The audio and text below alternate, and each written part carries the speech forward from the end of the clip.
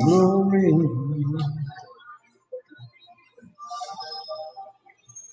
You reign above it all. You reign above it all. Over every heart.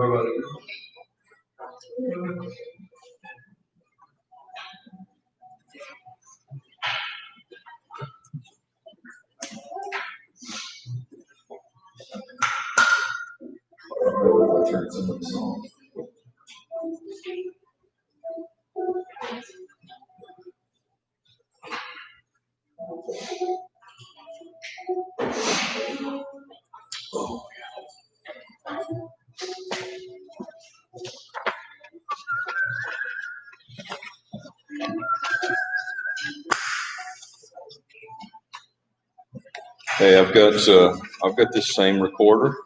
Oh yeah. Yeah. I need you to give me some tutorial lessons on that thing.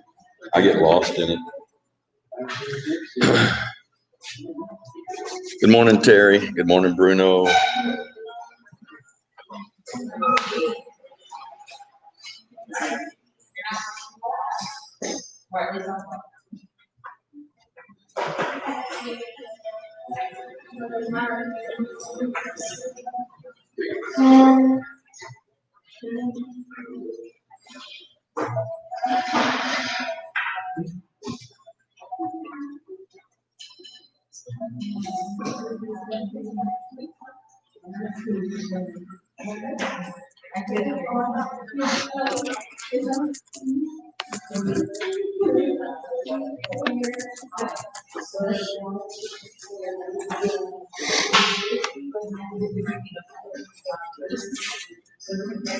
Everybody vote. It's going to vote. I see we got earthquakes going over here on this side. Tower of Babel is shaking today. It's good. Got the glory of the Lord coming on our nation today. Somebody can say amen right along there. Yeah. Psalm 97. The hills melt like wax. The mountains melt at the presence of the Lord. The glory of the Lord shall be seen. All of the people will see it. Thank you for your enthusiasm.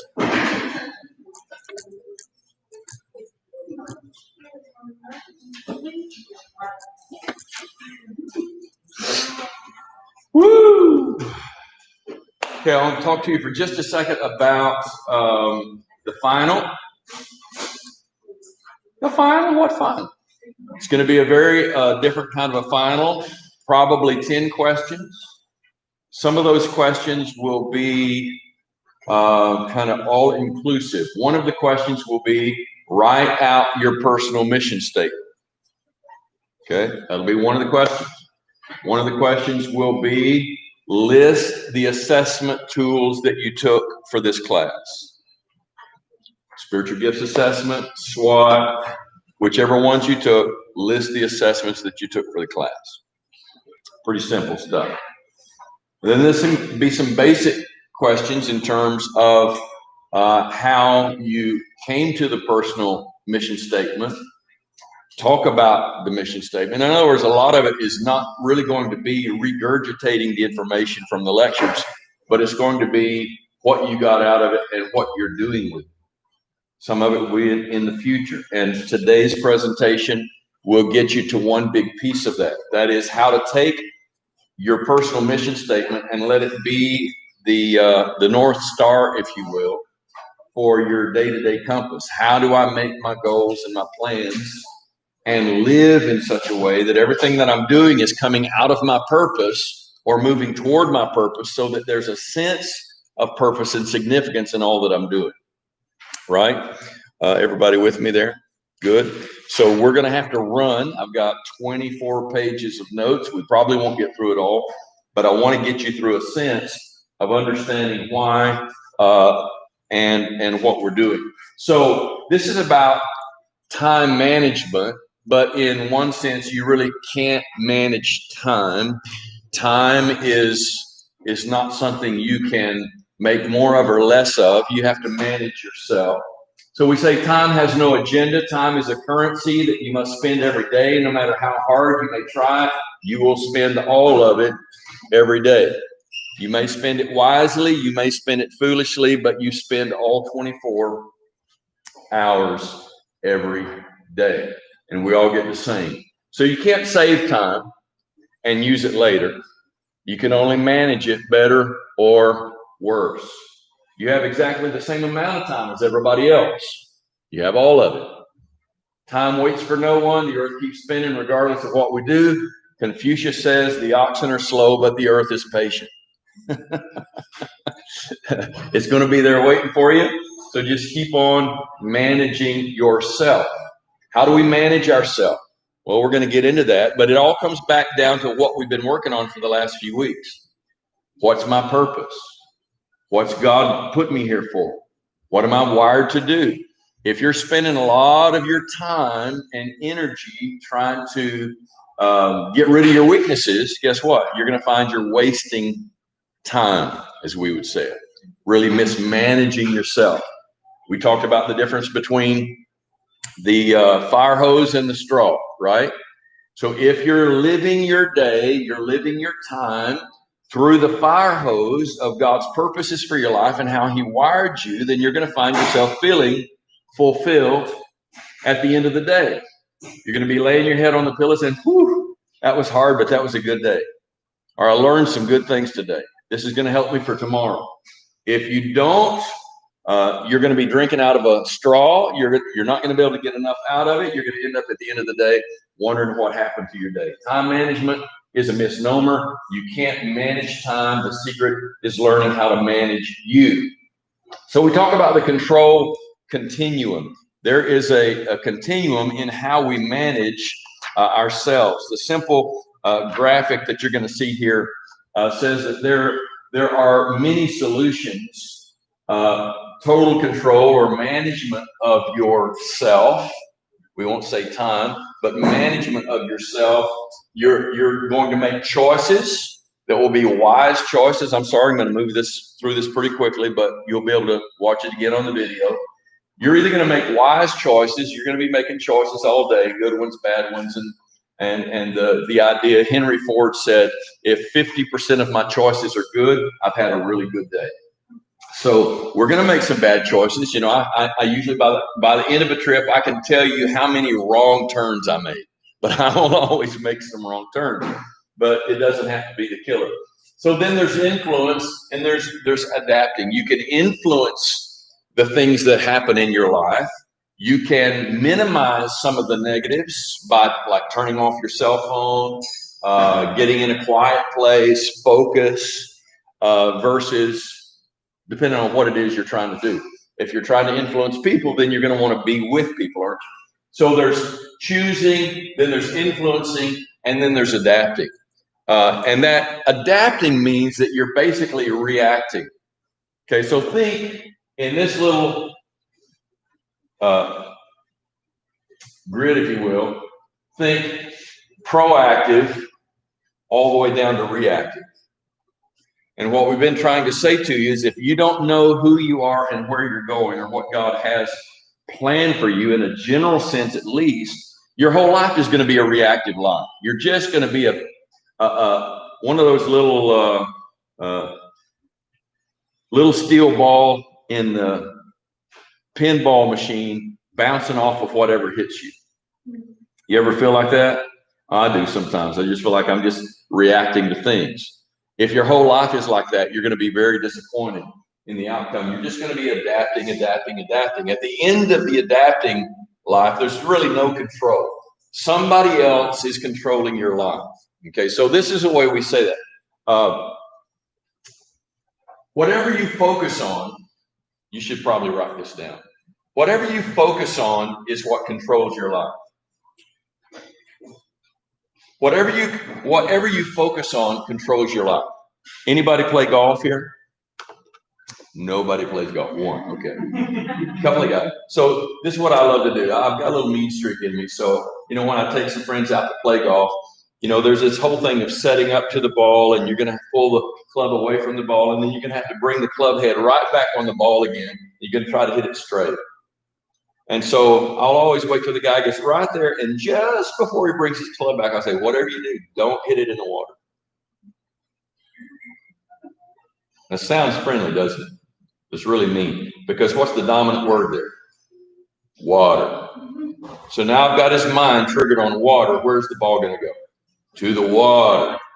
Okay, so he's mad at me now. Next time he gets to tee up, and he gets right there, and just before he starts to swing, I say, oh, do you breathe in or out on your backswing? Well, he never thought about that before, but now he's thinking about it. See, what you focus on controls your life.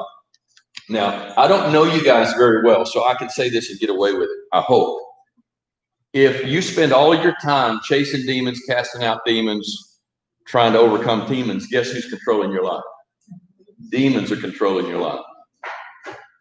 It may sound religious, may sound super spiritual. You may feel like you're a real demon chaser, but if you're just chasing demons, demons are controlling your life. But if you just do whatever the Father tells you, guess who's controlling your life? Your focus is on the Father, and He's controlling your life. You may cast out a demon, but it's because the Father told you to do it, and then that's not the big deal. I'm not a Ghostbuster for Jesus. That's not my identity. And you're not either. You are a son of the Father, and you'll do whatever He tells you to do, but the focus is on the Father. Is on the Father. So when the Hebrew writer says, looking unto Jesus, the author and finisher of our faith, when you look to Jesus, what do you see? You see a son that won't take his eyes off of his Father.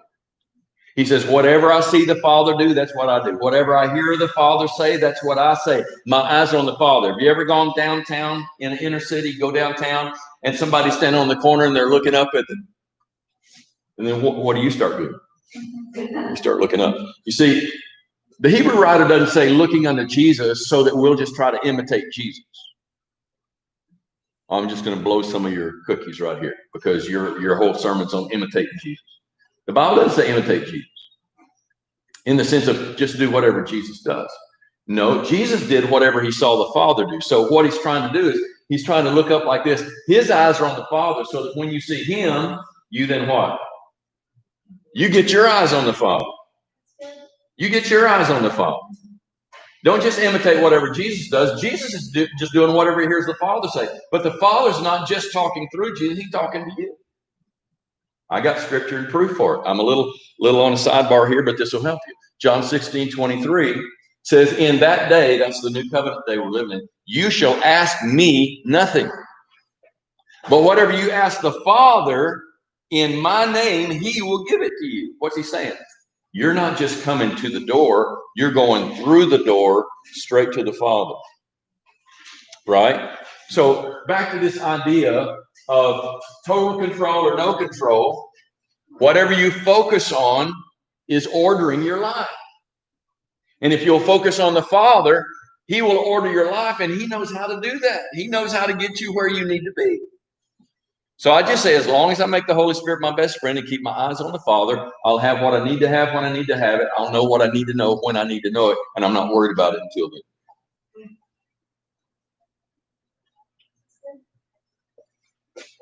That's really good. Wow. Give us some more of that. Okay. So there are lots of situations we can't control. Most of them, in fact. When it comes down to it, what can we control? We can take our thoughts captive. We can control ourselves. The scripture says, 2 Thessalonians, possess your vessel.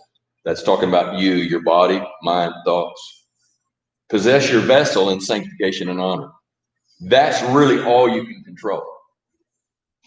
From that point on, you can influence, but you do want to influence. Okay, so this continuum. Here's some facts about control. Where we have no control, we must adapt. Okay, the person that swerves over into your lane on I-35, dear God, help us with I-35. The person that swerves over into your lane on I-35, do you have control over that person?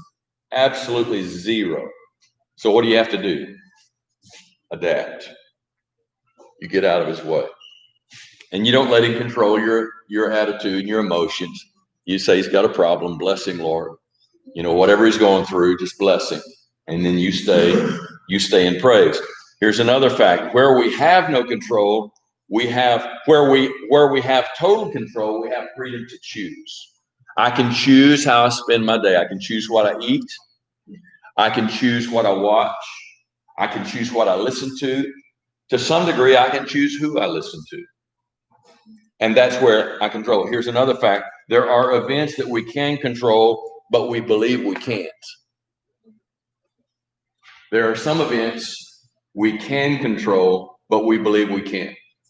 Well, I'm just full of fear. I got so much anxiety about today. It's big vote day, and who's going to win? Well, you know what? You can control that. You can turn off the news, right? You cannot feed on all of the shock factor stuff. There are things we don't think we can control that we can. We have to know what we can control and what we can or can't influence. And then another fact, there are events we can't control, but we think we can. Here's a real trouble spot. When you think you can control certain things and you can. Name me one or two of those things. You think you can control it, but you really can't. Anybody got a 3-year-old? 10-year-old? 17-year-old? You think you can control it, but you can't.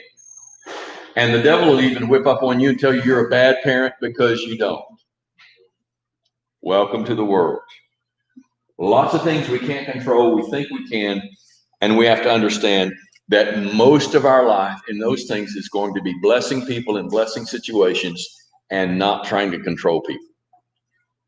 How many are married in the room? Raise your hand. Admit it. Yeah, admit it. Good. About half the room's married. How many of you discovered you cannot control your spouse? And the more you try, the worse it gets, right? You cannot. You were not given to that person to change them. As long as you think you can change them, you're going to be creating problems for yourself. Who can change them?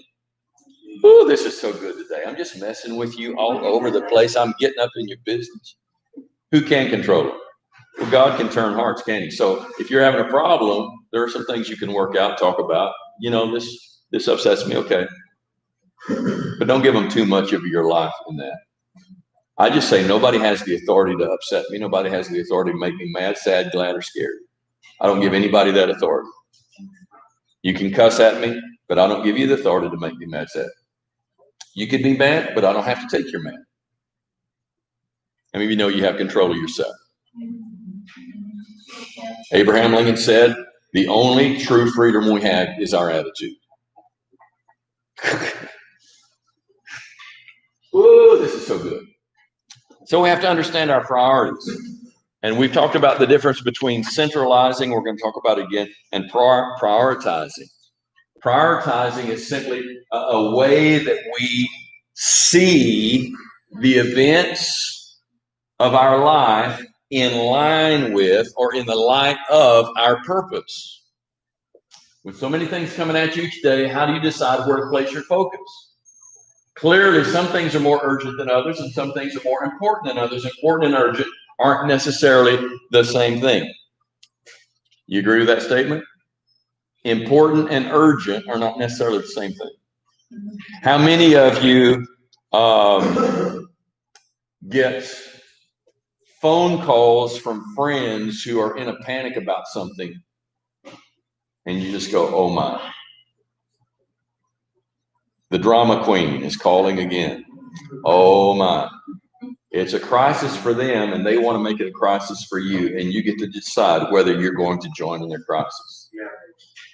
Okay? I don't know about you, but right now I'm getting about 70 to 100 texts per day asking me to contribute to a political campaign, one or another. Literally 70 to 100 a day. I'll be so glad when this thing is over. 70 to 100. And every one of them are fraught with crisis. We're going to lose the White House. We're going to lose our state. We're going to lose our life. We're going to lose our freedom if you don't send us $35 right now. They're trying to make their crisis my crisis. It's not my crisis. Okay? So we have to understand priorities. And there's a runaround dilemma. We really don't have time to talk about that. But that's when you confuse what's important and what's urgent. What's important are going to be the things that are on the top of your list concerning your priorities and your purpose. When you go back and look at your personal mission statement, all of your priorities, the things that are really important, bump up right under that purpose. If it doesn't have anything to do with that purpose, it's going to get over in the urgent. And you're going to have things squealing at you, sirens going off every day by somebody that's in a crisis. Is that in my purpose? Now, for some of us, helping people through crisis is part of our purpose. As a pastor, that's part of my purpose. And so if it's a person that I'm given charge over, listen carefully now. I don't pastor everybody. I pastor people that have given me authority to pastor their life. So when they're in a crisis, their crisis becomes a part of my purpose. I don't let it be my crisis, but it's part of my purpose. But if Joe Blow down the road that I don't know and I have no authority in his life to speak into his life, he's having a crisis, that's not necessarily my crisis. Yeah. You see how we have to see the difference between the tyranny of the urgent and what's really important. So this is a very important little matrix, and I want you to get very familiar with it because understanding these 4 squares is the way I'm going to try to help you. Now, there's probably 1,000 different ways, but this is the way I want to try to help you set priority or importance on every activity you do in the day. And what you're going to find is some of the activities don't fit anywhere in here except Quadrant 4. And we're going to give ourselves permission today. If we have to genuflect, say 5 Hail Marys or whatever we have to do, we're going to give ourselves permission to put all of these in the trash can every day. What I'm going to suggest to you is that the Quadrant 4 stuff never gets on your to-do list. Okay, we'll talk about that. But I want us to look at these 4 quadrants, and let me just go ahead and tell you what we're going to say. I wish I had a whiteboard here so I could draw for you. But what I want to teach you to do is look each day. One of the highest priorities you're going to have is to take 5 minutes each morning to get quiet and think about what you're responsible for that day, and then what you're going to do today to invest in the top priorities of your life. And I'm going to let you determine what those are. Take you through it in just a second. But then you're going to put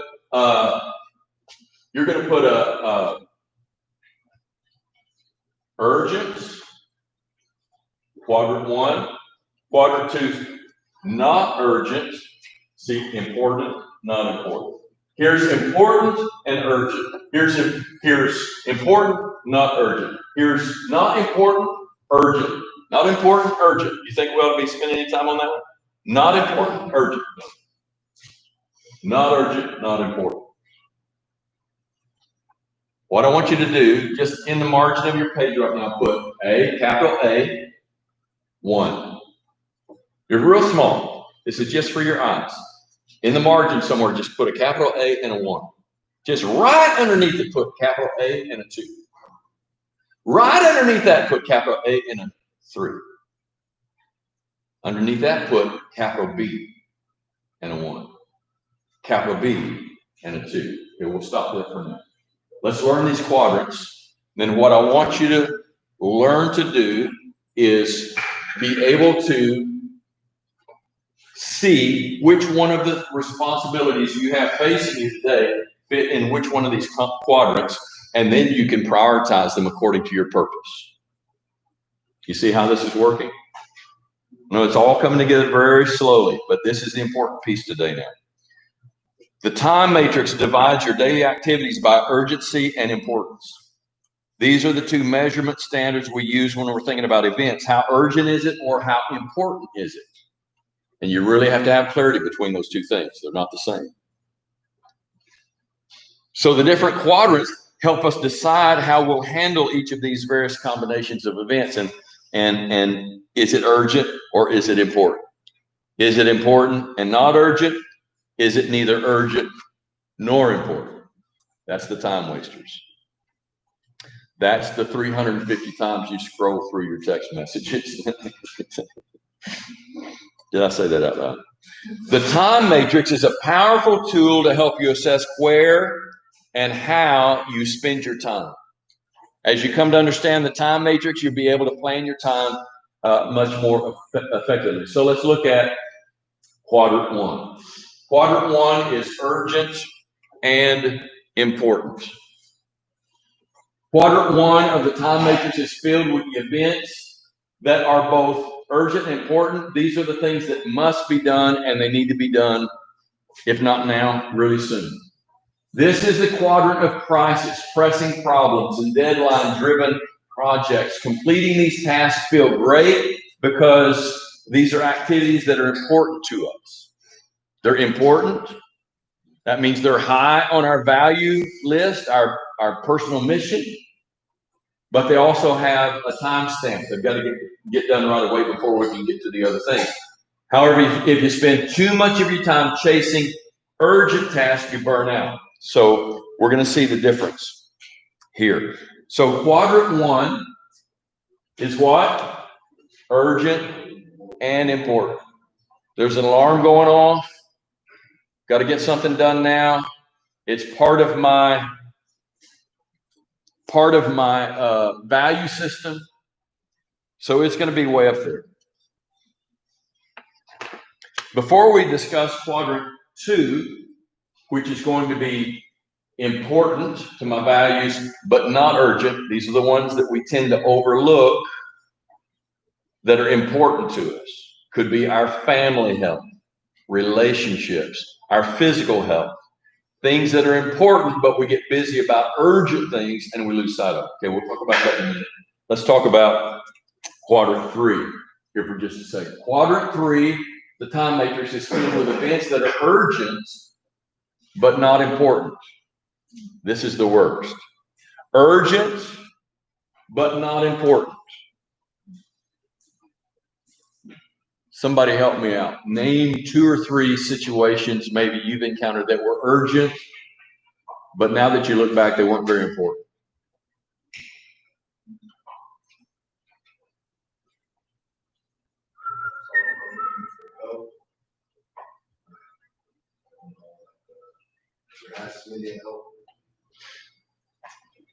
Somebody's crying for help. Last minute help. Yeah. Oh, it's I haven't prepared for this exam. It's the night before. Do you have any friends like this? Don't raise your hand. I haven't prepared for my exam. They're calling and say, do you have some notes on that class? final exam's in 12 hours. You haven't studied at all? No, I can't find my notes anywhere. And you know their room, so you know why. Can you help me? Well, okay, you've got a choice to make, don't you?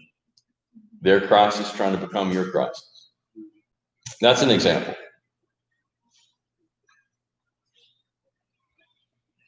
What about your phone ringing? And you look at the number, it's not one you recognize. Maybe it says scam likely. Now do not raise your hand or even nod your head at this question. This is a dilemma between my wife and I, but I'll talk it out here. If you are wired for mercy showing and a very compassionate person, even if it says scam likely, you are likely to answer it because you feel for that person that's having to sell something on the other end of the line. You know they're going to try to take 30 minutes of your time and sell you something, but you feel for them and you answer the phone anyway.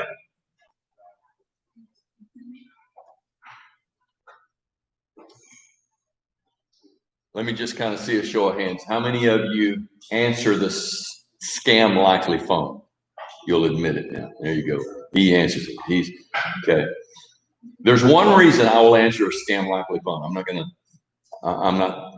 I'll answer it if I'm just feeling so rowdy today that I want to take up an hour of his time, so that by taking up an hour of his time, asking him questions, running him around, I save 10 other people from getting a scam phone call. That's all the mercy I got.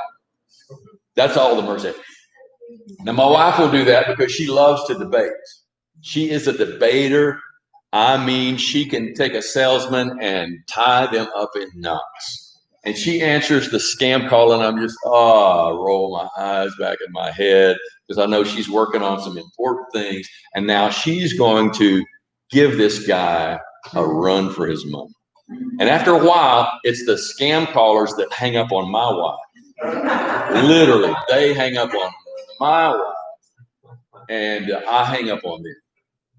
So scam calling is a great example. Somebody that's trying to sell you something that you don't need. How many of you know listening for 10 minutes to somebody try to sell you something that you don't need is a waste of your time and does not move you toward your purpose?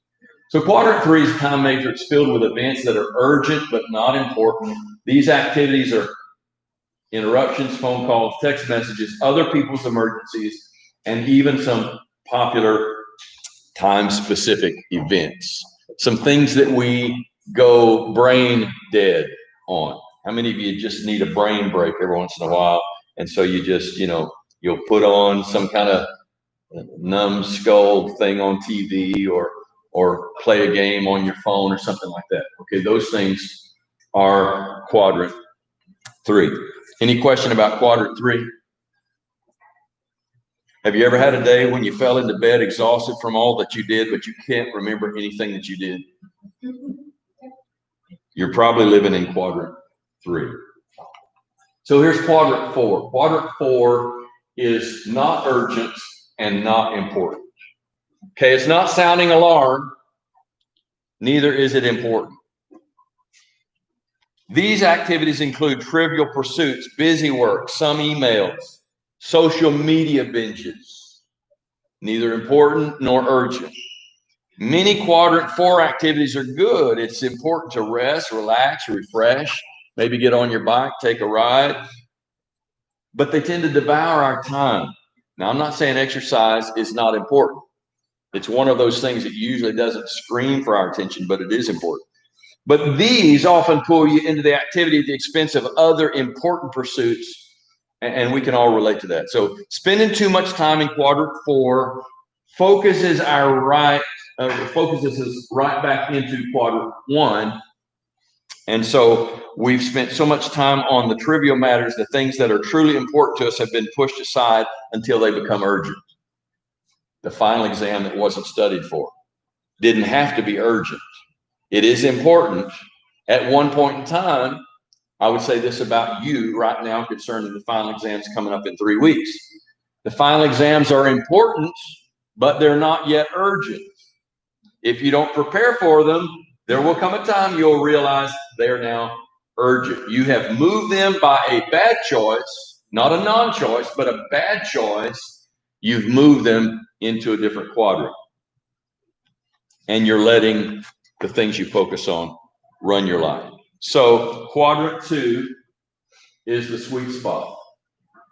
Say it with me. Quadrant 2 is my sweet spot. Quadrant 2 is my sweet spot. It's the sweet spot of the time matrix. Focusing on quadrant 2 activities is the key, not just to success, but to significance. It's the key to a life of purpose, a life of meaning, a life of laying your head on the pillow at night and feeling good about how you spent your 24 hours. Quadrant 2. These are the events that are important, but not yet urgent. These are the things that matter most to you, but are sometimes overlooked because they are not screaming a siren. Your wife is not screaming for a date, but you better be getting one together anyway. I thought at least some ladies would nod or say amen or something there.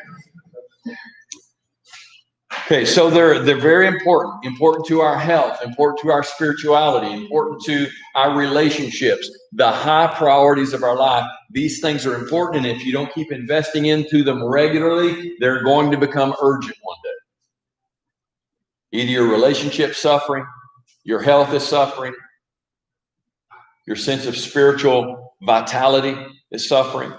So this is the sweet spot. These are the things that matter most to us, but are sometimes overlooked, like planning, preparation, education.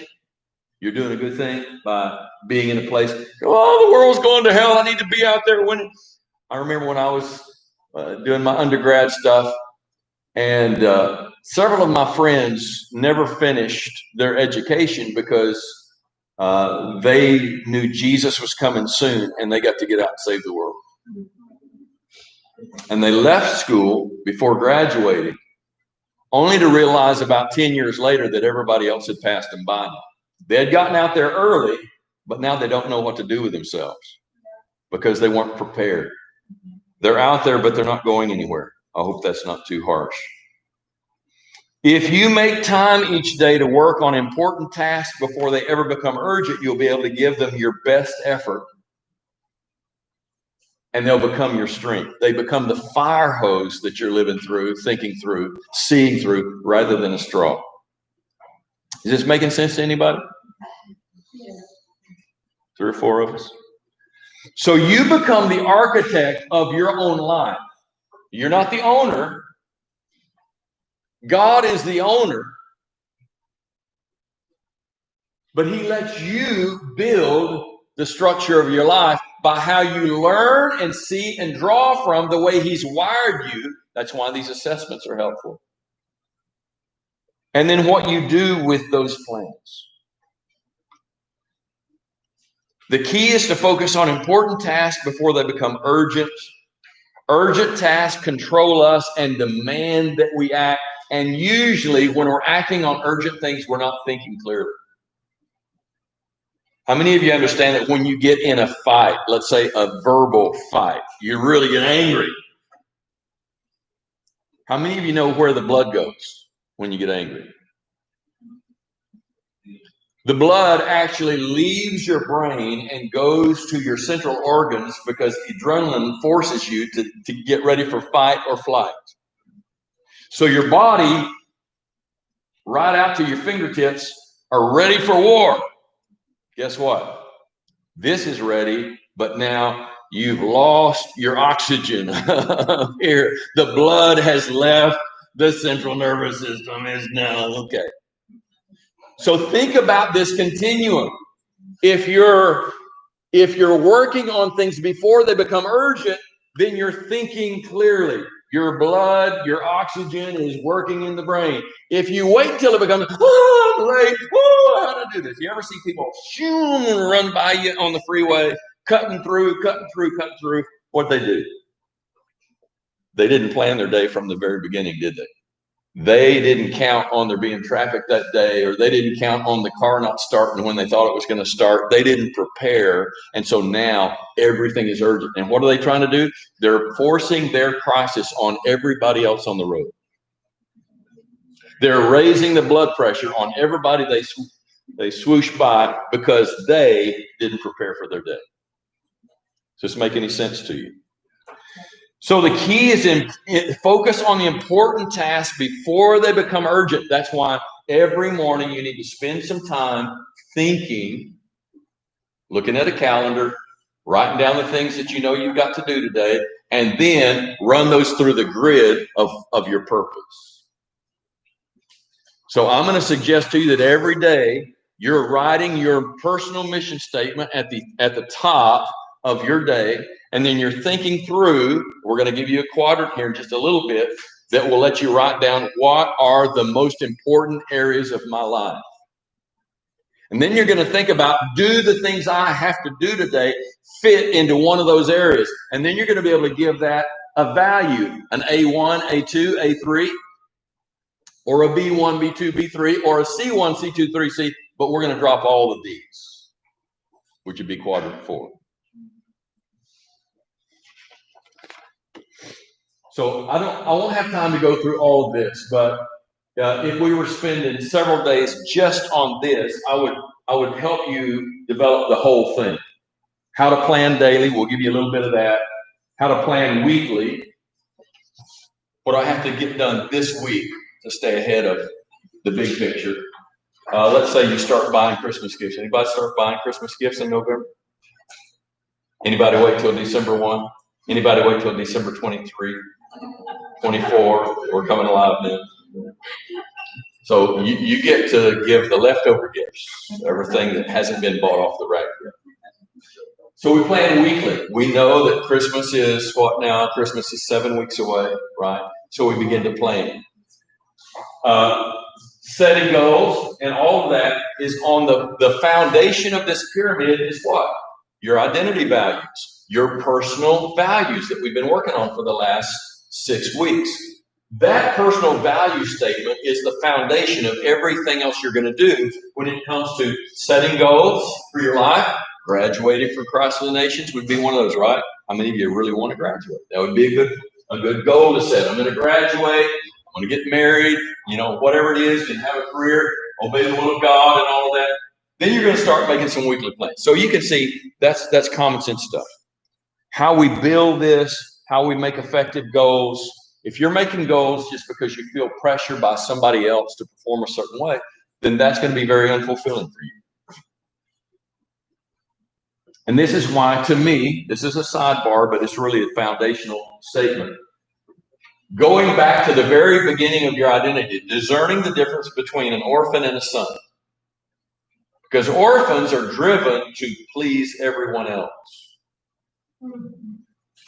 When you get a revelation of your sonship in Jesus, then you got nothing to hide, nothing to prove, nothing to fear, nothing to lose. You know who you are in Him, and now you're focused in on what He says about you, and what other people think about you doesn't move you anymore.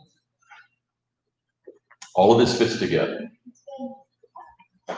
So we start right here, and this is really what I want us to focus on today. And you got to keep moving.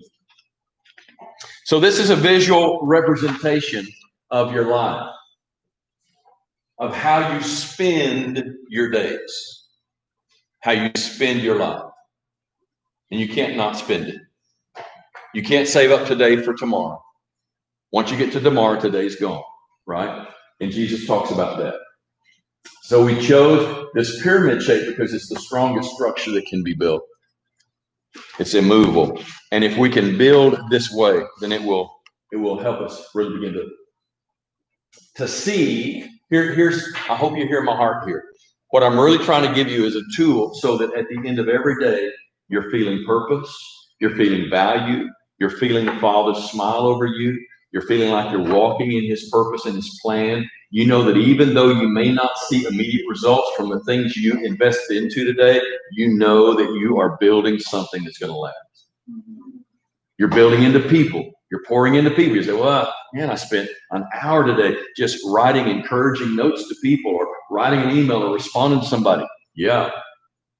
But you're investing in an eternal situation. You're investing into their life, or you're investing into your family members, which is a lifelong situation.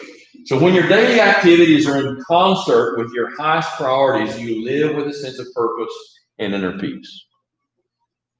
Yeah, I want you to get very acquainted with that sentence. You'll probably see it on your final exam. It might have one or two words that are flipped around. So it might be a true false, or it might be fill in the blank. I want you to get very acquainted with that sentence. When your daily activities are in concert with your highest priorities, or we can say values, you live with a sense of purpose and inner peace. And you're not easily shaken off of that purpose because you know who you are. Remember us talking about orbits, critical mass and orbits? People that are, they're big personalities, and they have great critical mass, and so they have this great gravitational pull, and they end up pulling you into their orbit all the time. And you find yourself doing whatever they want you to do. What we're trying to do is give you a tool that builds so much critical mass and density in who you are that you begin to be able to pull yourself away from other people's gravitational pull and live into your own purpose. Now, that's not to say you live solitarily or individually. We're all designed to live in concert with others in relationship, but we don't let people pull us away from our purpose. So the key to living a purpose-filled life is to ensure that your daily actions are in concert with the things that you value the most. Your daily actions are in concert with the things that you value the most. You've got to tie those together. You can't just be doing stuff because you're going to get a bad grade if you don't do it. Or somebody's going to be unhappy with you if you don't do it. It's got to be something that resonates in who you are. Identifying your roles will help you determine what matters most to you. So let's talk about some roles. Roles that you have now. And you probably have more than you realize. Sometimes in our frantic desire to do a lot of things, we forget to think about who we are as human beings. Focusing on your roles is the difference between acting solely as a human doing or as a human being.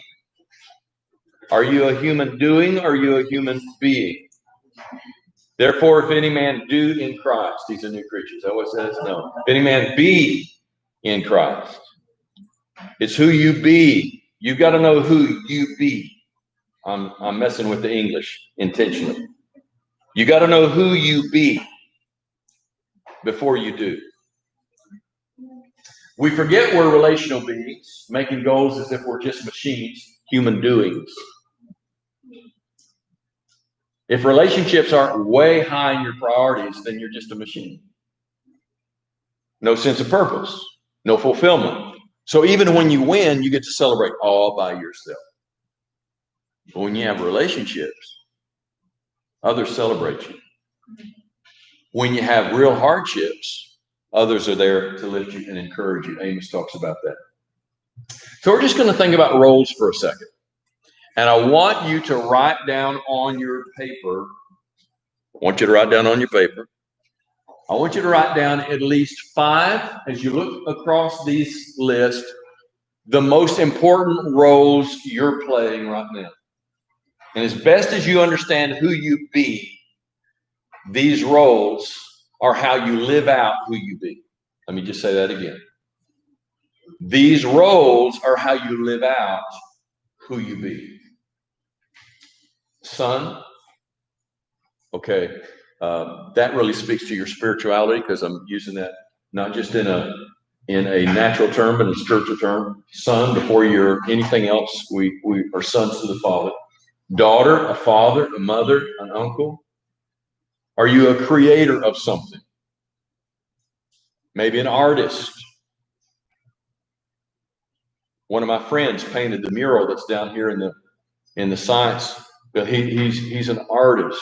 And this is an expression of who he is. It's not just something he does. So it's a role. Entertainer, leader. Some of you, just by conversation, I know you feel called to leadership roles. Okay, that's a sense of who you be, not just what you do. Okay, manager, entrepreneur, educator, citizen, artist, CEO, brother, teacher, neighbor, supervisor, instructor, executive, chef. Some of these are more doings, aren't they? But some of them are a creative expression of who you be. A believer, sister, designer, parent, grandparent, a pastor, employee, owner, aunt, coach. Let's see if I've got some more here. No, we'll get to that. Okay, so look at those, and you don't have to stay with just those words, but I want you to think about your role. And your family needs to be at the top of this list. Okay? And that's why we spent the first couple of weeks talking about God as a relational 3-in-1 being, and all of us made in his image, so we're a relation. We're by nature relational. So that means one of the most important parts of our role is how we live out that relationship as the imago Dei, as creatures made in the image of God. Relational. So just give you a second. I want you to think of either 4 or 5 of those that really resonate with who you are. Not just what you do, but who you are. Either, just write them down somewhere. And it may be another one, something else that's not on the list.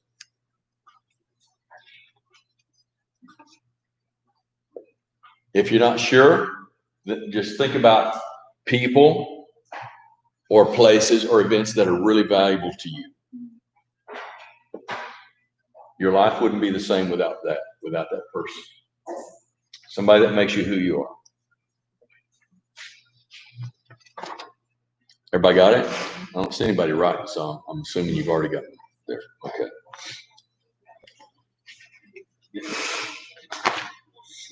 So, sir, just write them all down and then circle. No, you don't have to write all these down. Just write 4 or 5 on your piece of paper.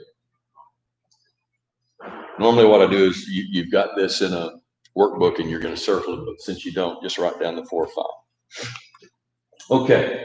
So early on in our class, we talked about the difference between prioritizing and centralizing God. We've always had the tendency to say, put God first. Okay. And I don't argue with the statement. I understand the statement. If you're prioritizing, then we understand we came out of him. He created us. He's the most important thing in our life. He's the breath we breathe. In him we live and move and have our being. How do you get any higher priority than that? But what I want to say about that through this little diagram is this. If you prioritize God when it comes to setting goals, priorities, and those things, then we'll do something that we think appeases God or meets that priority. We'll check that box, and then we go on and we spend the rest of the day as basic practicing atheists. We'll be with God for 10 minutes, and then we'll go be doings the rest of the day. So what I want you to do now is take those 4 or 5. I've got 5 quadrants here, but if you've just got 4, that's fine, and actually easier. I want you to put your 4 or 5 words in one of these quadrants. Go ahead and draw a circle and just do the little pie, but put God in the middle there. To understand and try to show us that God is the center, not just the priority. He's the center of every area of our life. Does this make sense? Thank you.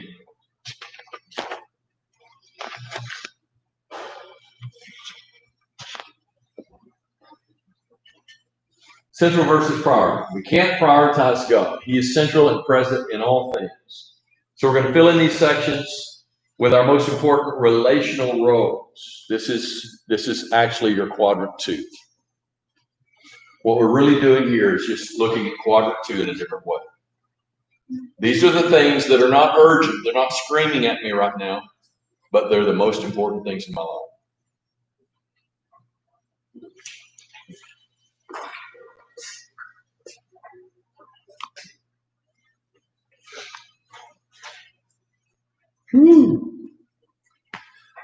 So effective goal planning.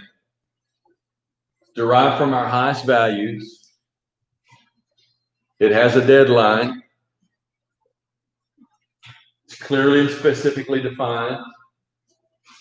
Owned and realistic. Some of you've learned it as the SMART principle. Anybody know the SMART principle? SMART would say goals are specific, measurable, actionable, realistic, and time-bound, S-M-A-R-T. We're just saying it this way, derived from our highest values. They have a time deadline. So if you just leave it, then that monkey's going to starve to death and it's going to start stinking. Clearly and specifically defined. You own it. Nobody else is going to take care of this one. You have to do it. And it's realistic.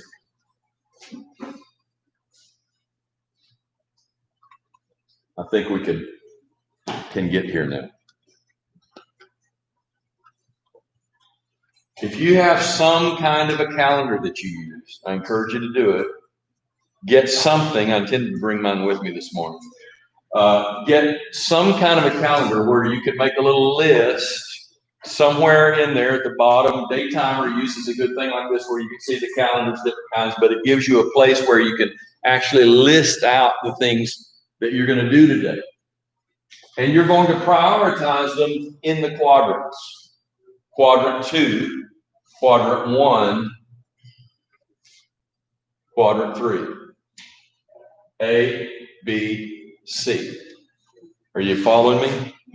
So if you take now your highest priorities, which you just wrote down in that little pie shape, the key roles that you play, they'll talk about your family, your spirituality. You should have spirituality in there in some form or fashion.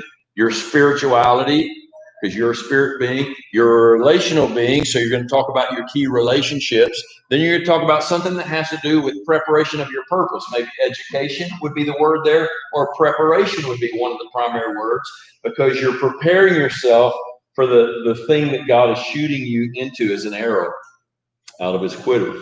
So you're going to have relationships, you're going to have spirituality, you're going to have education, you're going to have one or two other words that speak to your roles, your key roles. Now, as you're spending a little time in the morning, and what I'll usually do is I'll get up, I'll do my little praise acronym. I'm presenting myself to the Lord. I'm raising my hands. I'm affirming that he's God. I'm inviting the Holy Spirit to come in. I'm singing to the Lord. I'm expressing thanksgiving. And then I've got my coffee in my hand and I'll sit down. Sometimes I'll turn the lights out. I'll sit in darkness. Not all the time, but sometimes I'll just sit in darkness and I'll just be quiet. And in the quietness, the most important things come to my mind. And then I can actually begin to think through how I'm going to chart out my day. And what you're going to work on first are the things in quadrant 2. Not urgent, but important. This is why you spend time with the Lord first thing in the morning. Doesn't mean you brush him off the rest of the day, but you start with something that, yeah, I could get by the day without it, but I'm going to miss something if I miss my time with him. So out of quadrant 2, you're going to list the things that you're going to invest. I'm going to invest in my wife today. I'm going to invest in my sons and daughters today. I'm going to invest in my church folks today. What am I going to do that? So I'm thinking right here. Those are not things that are screaming urgent because I've been investing in them regularly. So people feel fed, they feel nourished. My wife feels blessed, she feels nourished because I'm investing in her every day. It might just be a note, it might be a kiss on the cheek, it might be a text message some way that I'm telling her I'm investing every day. Something in the most important roles and relationships in my life. I get to be, these are important things and some of them are urgent. I'm thinking through them through the lens of my highest values. When I get through with my day, I'm not saying, man, what did I do today? I'm receiving the feedback of investing in the most important people in my life. Very important. Questions? We're a little over time, so. Quadrant 4 is urgent and unimportant. It's urgent and unimportant. You just ditch those. Now on Thursday, I will show you how to write these out, and then the things that you don't get to today, you actually move them forward to tomorrow. Some things you realize you thought it was in quadrant 3, but it's actually quadrant 4, and you just drop it. If you keep putting it on your list 3 days in a row and you never get to it, drop it. We'll talk about that on Thursday. Is this helpful to anybody? All right, good. Blessings to you. Have a great day. Invest in the people that are important to you. Blessings to you.